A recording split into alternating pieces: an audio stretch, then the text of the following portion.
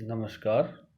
मैं doctor KC. Sharma, associate professor, राजकीय कला महाविद्यालय अलवर। आज बीए पार्ट द्वितीय भूगोल विषय में मानव भूगोल के अंतर्गत मानव की प्रमुख प्रजातियों के वर्गीकरण के बारे में हम जानकारी प्राप्त करेंगे। मानव प्रजातियां मानव भूगोल में अध्ययन के लिए एक महत्वपूर्ण विषय होती हैं, क्योंकि धरातल पर सांस्कृतिक भूदृश्यों में जो प्रादेशिक विभिन्नता पाई जाती है, इसके प्रमुख उत्तरदायी मानव प्रजातियों को माना जाता है। प्रादेशिक विभिन्नताओं और विशेषताओं में मानव प्रजातियों का योगदान विशेष रूप से उल्लेखित होता है। मानव प्रजातियों के जो वर्गीकरण है, इसके बारे में हमने पूर्व में भी अध्ययन किया और उसमें डॉक्टर क्रोबर, हेडन और ग्रिफिथ टेलर का वर्गीकरण प्रमुख रूप से हमने देखा। इसी कड़ी में इनका जो सामान्य रूप से वर्गीकरण यहाँ पे हम प्रस्तुत कर रहे हैं या अध्ययन करेंगे।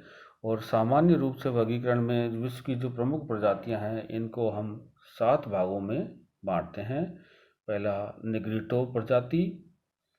इस प्रजाति का रंग लाल चॉकलेटी से लेकर के काला कत्थई तक होता है। इनका डील डोल नाटा 5 फुट से कम, होठ काफ़ी मोटे होते हैं, नाक चौड़ी और चपटी होती है। इनके बाल चपटे, फीते के समान और घने होते हैं। आपस में लिपटकर ये गांठ का निर्माण करते हैं। इनमें जबड़े और दांत निकले हुए होते हैं। इस समय कुछ हजार निग्रिटो ही जीवित हैं। उनमें अन्य जातियों के रक्त का मिश्रण भी हो गया है।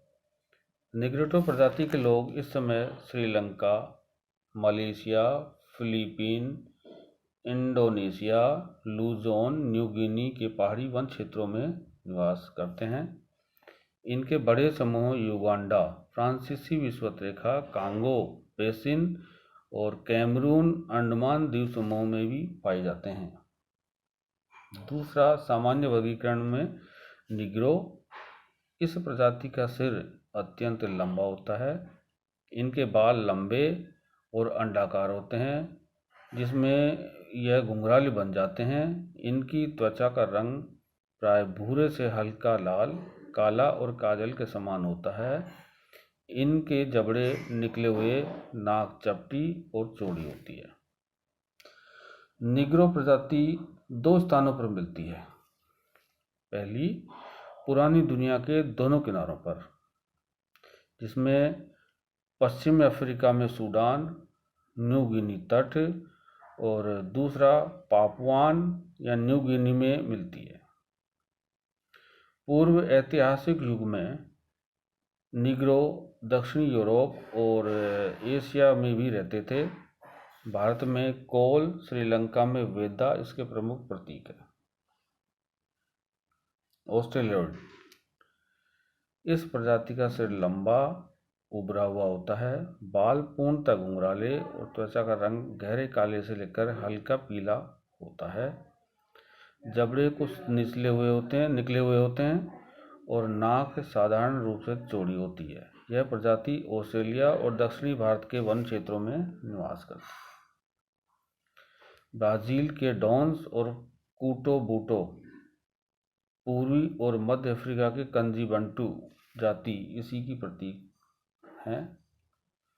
भूमध्य सागरीय प्रजाति।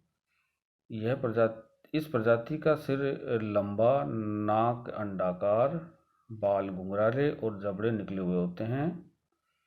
आइबेरियन सुडोल शरीर वाली और जैतून के रंग की होती हैं। सेमाइट प्रजाति लंबी, सुंदर होती है और इनकी नाक सुदृढ़ होती है। यह प्रजाति सभी बसे हुए महाद्वीपों के बाहरी किनारों पर निवास करती है, जिसमें यूरोप के पुर्तगीज, अफ्रीका के मिस्त्री और ऑस्ट्रेलिया के माइक्रोनेशियंस होते हैं। उत्तरी अमेरिका के इरोक्वाइस दक्षिणी अमेरिका के तूपी भी इसी श्रेणी में आते हैं। नॉर्डिक प्रजाति, यह प्रजाति मध्यम लंबाई और चौड़ाई के सिर वाले होते हैं, लहरदार बाल, चपटा चेहरा और गरुड़वत नाक होती है। अधिकांश नॉर्डिक लोगों की चमड़ी हल्के भूरे से गुलाबी रंग की होती है। उत्तरी यूरोपियनों की चमड़ी गोरे से गुलाबी होती है। यह प्रजाति भूमध्य सागरीय किनारों, न्यूजीलैंड, ऑस्ट्रेलिया और उत्तरी अमेरिका आदि देशों में प्रवासित होकर गई है।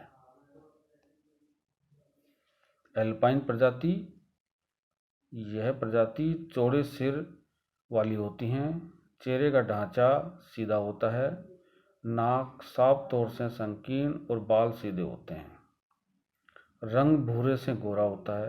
एल्पाइन जाति की पश्चिमी शाखा, जिसमें स्लेव, आर्मेनियन, अफगान आदि सम्मिलित हैं, रंग में भूरे होते हैं, परंतु पूर्वी शाखा के लोग अर्थात फिन, मैग्यार्स, मंचूज और स्लोवाक्स कुछ पीलापन लिए हुए होते हैं। सातवीं और अंतिम प्रजाति मंगोलियन प्रजाति।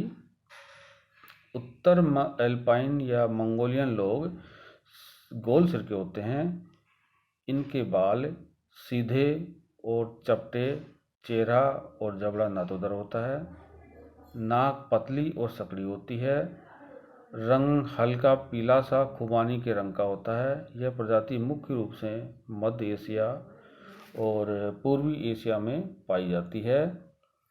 इस प्रकार से ये जो प्रजातियां हैं वो सामान्य रूप से वर्गीकरण करके हमने 7 भागों में प्रमुख रूप से इनको विभाजित किया।